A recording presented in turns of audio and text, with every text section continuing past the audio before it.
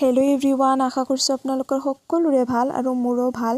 মনস মেকঅভাৰত আপোনালোকক ৱেলকাম জনাই নতুন এটা ভিডিঅ'ৰ আৰম্ভণি কৰিছোঁ।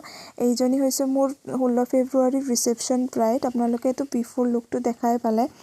এতিয়া হৈছে আফটাৰ লুক। তো ব্ৰাইডজনীৰ একো ৰিকুৱাৰমেণ্ট নাছিলে, খালি কৈছিলে আইলাইনাৰটো অলপ টানাকৈ লগাই দিব লাগে আৰু একো নাই। আৰু মোৰ চাওক, এতিয়া মোৰ ব্ৰাইড কমপ্লিট হৈ গ'ল। লিপষ্টিক লগালোঁ, জুৱেলাৰী পৰালোঁ।